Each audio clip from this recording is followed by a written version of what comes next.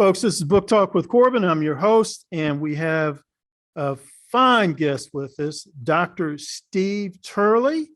He is an internationally recognized scholar and intellectual thinker. He's written over 20 books, and he, I scrambled to get him before you guys, before my listeners. Wanted him to talk about the whole Subway situation with Megan Rapinoe. You know, she's a spokesperson for Subway, what they call woke athlete. And he says some things in this article he put on there that I really felt that we needed to deal with. And by the way, who am I? It's Corbin, Book Talk with Corbin, booktalkwithcorbin.com. But of course, not too long ago, this situation with Afghanistan came about. I looked at Dr. Turley's article on that, and I will say this. I sort of don't get the impression President Biden's going to be too happy with the doctor once he reads that article. He tore him up. But here's what I like about this, folks. Listen to this very carefully. He just didn't just spout out some stuff there. He's giving out a sound analysis here. And as far as I can see, this is nonpartisan. But let's start off with Subway. Doc, can we start off talking about Megan Rapinoe? Yeah, sure, Corbin, absolutely. And again, thank you for having me back. Really enjoy your channel. Subway sandwiches, as you know, they've had, or as you may know, they've had Megan Rapinoe as the centerpiece for one of their latest ad campaigns.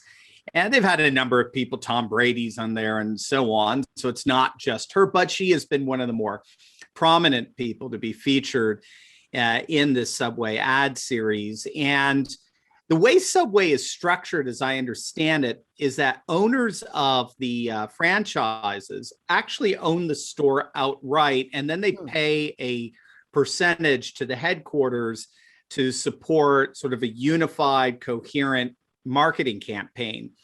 Well, what we're finding out, particularly shop owners in very red states like your own in Kentucky, they're finding out very, very quickly that their customers do not like the fact that Megan Rapinoe has become the new face of Subway. In fact, I'll read this for your viewers. There was one owner who reported getting a letter taped to his door of his Subway shop, and it said, "Boycott Subway until Subway fires the anti-American Megan Rapinoe, the creep who kneels for our beloved national anthem." And so it's really, to me, the article, I wrote the article because I found it so fascinating, this gap in perception among, obviously these very wealthy CEOs at Subway and the rank and file folk, just your ordinary Americans who consume at Subway on a regular basis.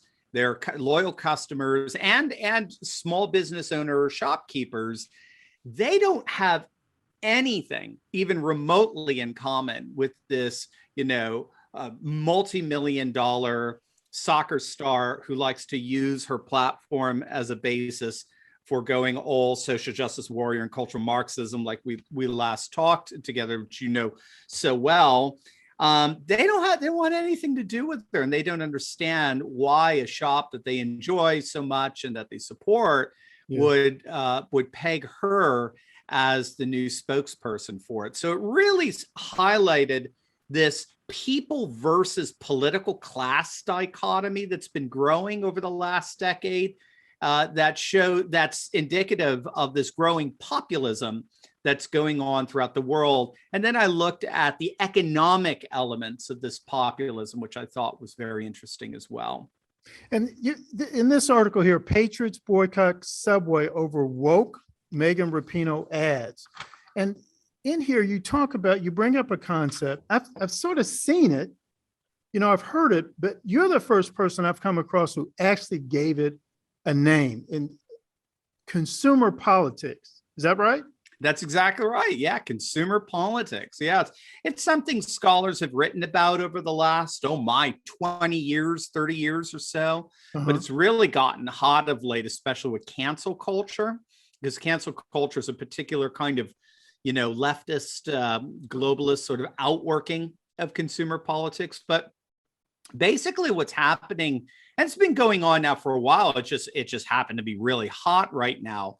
Our Mm. economy is going through a kind of, well, I call it a reconfiguration, where economic choices are being made more and more in relation to the consumer's political sentiments. So we're finding that in an increasingly polarized politics that we've been experiencing now since it's been going on, really, if you think it through, since the Clinton years.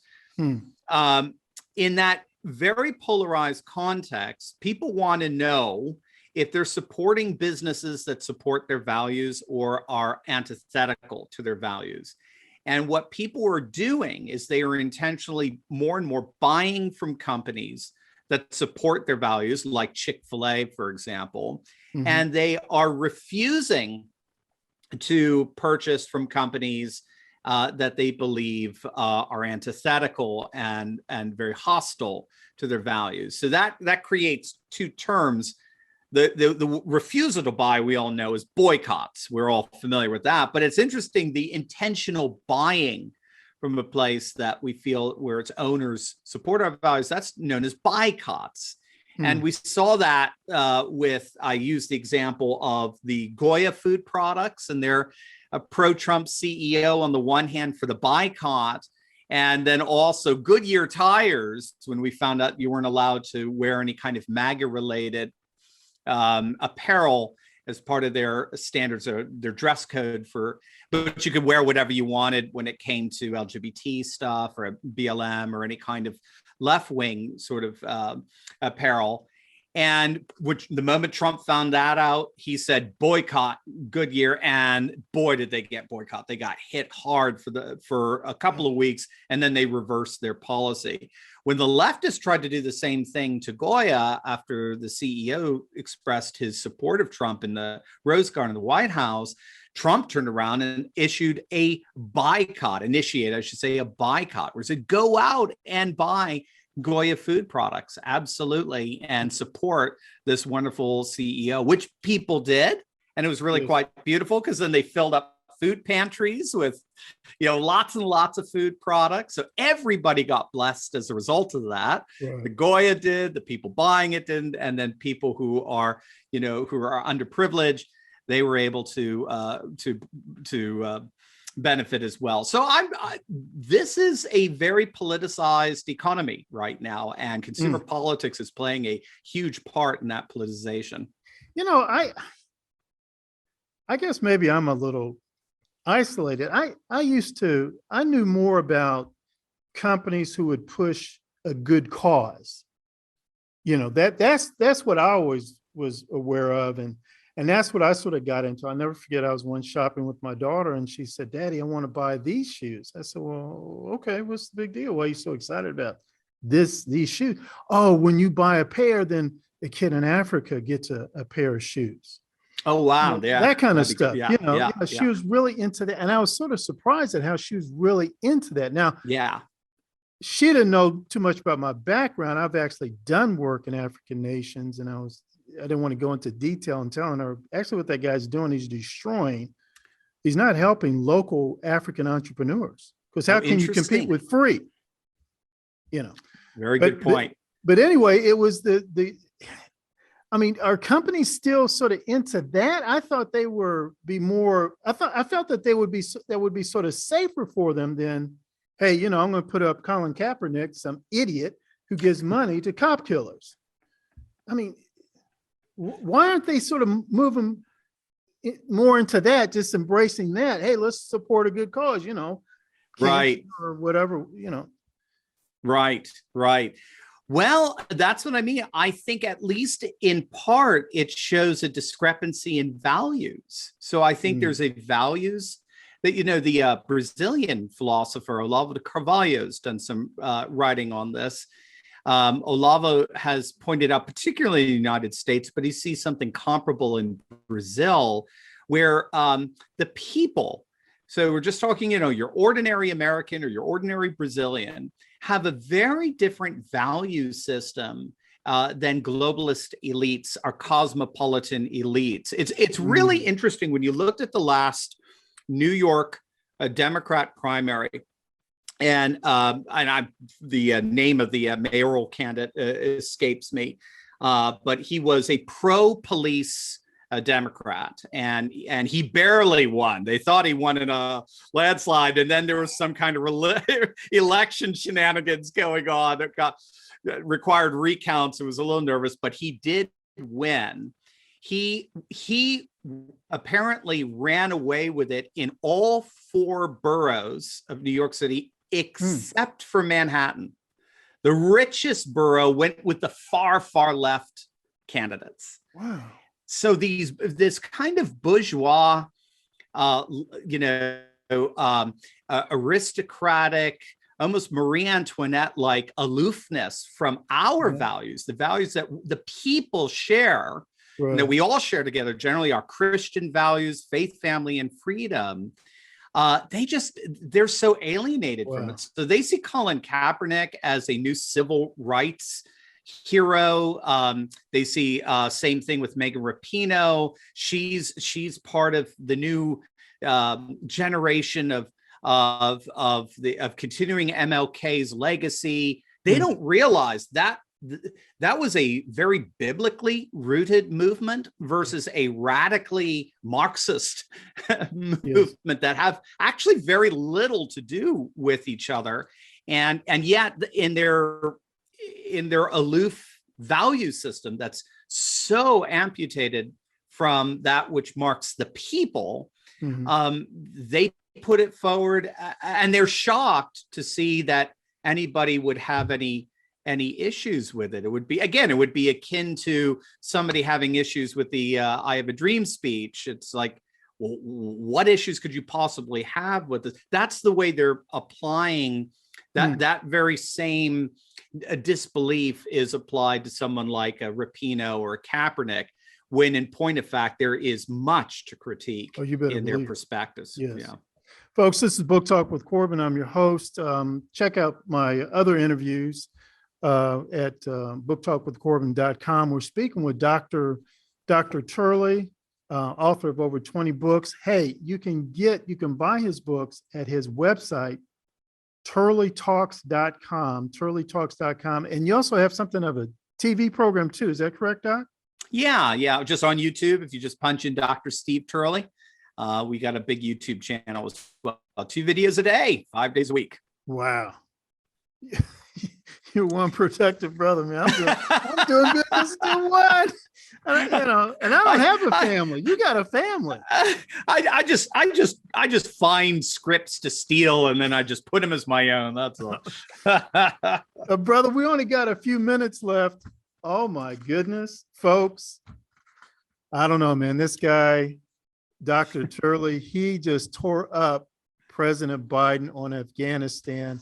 I know you could talk a long time about that whole situation in Afghanistan. I think that one thing I picked up on in speaking to a lot of people is that I don't know how you feel about Dr. Turley, but I just felt the United States looked bad. I felt we were humiliated. Do you agree, disagree? Am I missing it? What?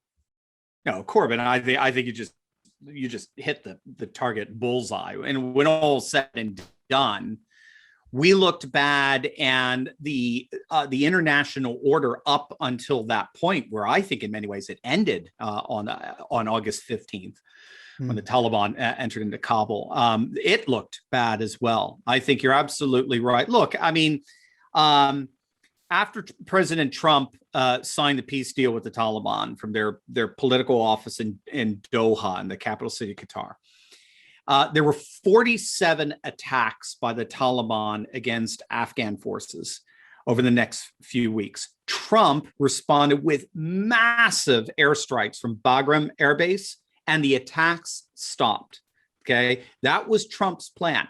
Leave enough air power in place as an effective backup for the ground troops to enforce the peace deal. Biden ordered the military, and again, this, even CNN is talking about this. MSNBC is talking about this. This is not, like you said, this isn't partisan here. Biden ordered the military to evacuate Bagram Air Force Base back in July. And here's the key, Corbin, without even notifying the base's new Afghan commander. He didn't know the Americans left until he showed up at the Air Force Base. And without Bagram Air Base, the 300,000 Afghan troops were completely defenseless, not to mention demoralized and feeling very, very betrayed.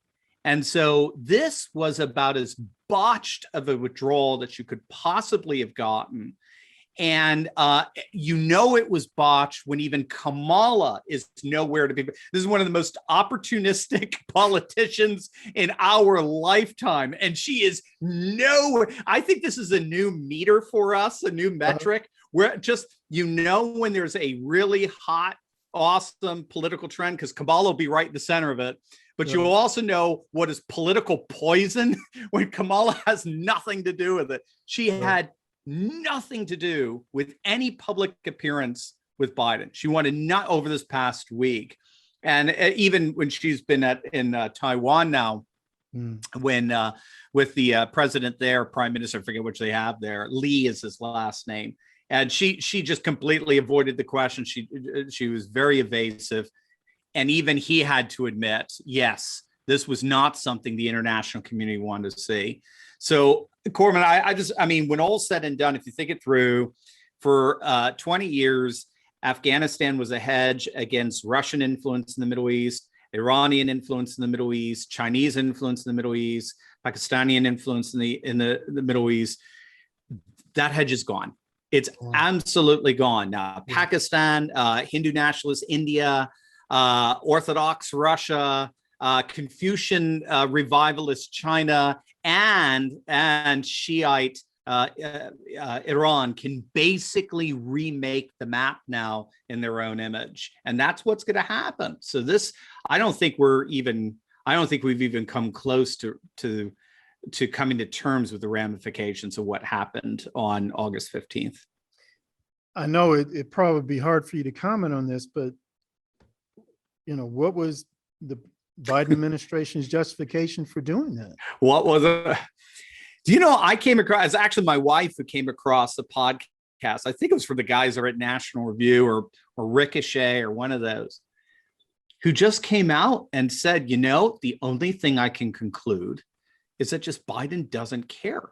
We're all trying to find what's the motive, and he and his cabinet didn't care what would happen. They thought that public opinion had so turned on these endless wars, right? They notice it's Biden using that term all the time. And of course, he and Obama could have done this, right? Between 2008 and 2016, they had every opportunity to do exactly what he's talking about, but Obama did not. And so I just think in the end, they didn't think the consequences would be that horrible. And they didn't particularly care what happened. One person said it best. They do want these endless wars. The Democrats do, but now they want to fight it here at home. And so almost without clockwork, on cue, like clockwork, Stephen Colbert, the late night clown, who I've really grown to despise, Stephen Colbert, when all of this nonsense was happening, I think it was Monday night, said, why do we need to fight Taliban 10,000 miles away when we have them right here at home? And then he showed a picture of January 6th. Michael Moore said the same thing. You're seeing even now Biden officials saying the same thing, that, white supremacist, patriot, racist, Trump supporters are more of a threat to us than the Taliban. Why are we worried about them? Why aren't we? So they want to fight these endless wars, but they want to find them at home through something called resentment politics. And it's a way of separating the people, getting us to fight each other racially, ethnically, ideologically, whatever it is, getting us to fight each other so that whatever legitimate animosity and resentment should be projected towards them isn't. they're able to push all resentment away from themselves, keep us divided so that they can conquer. And that's what made Trump such a danger to them, because he turned resentment in on himself and he put it right back on the permanent political class. And that's why they thought they needed to take him out. Folks, this is Book Talk with Corbin. I'm your host. I'm speaking with Dr. Steve Turley. Please read more of his articles, get more of his great analysis on situations, national situation, global issues at turleytalks.com. He's written over 20 books. I'm not going to list them off. I gotta get off. So go to that website, turleytalks.com. It is worth the trip. It's worth the effort. Please do it. Doctor, thank you so much for being on. Appreciate Thank you. And thank you, Corey. I appreciate you. Thank you for all that you do. Yes, sir. And I will be in touch, my brother. Excellent.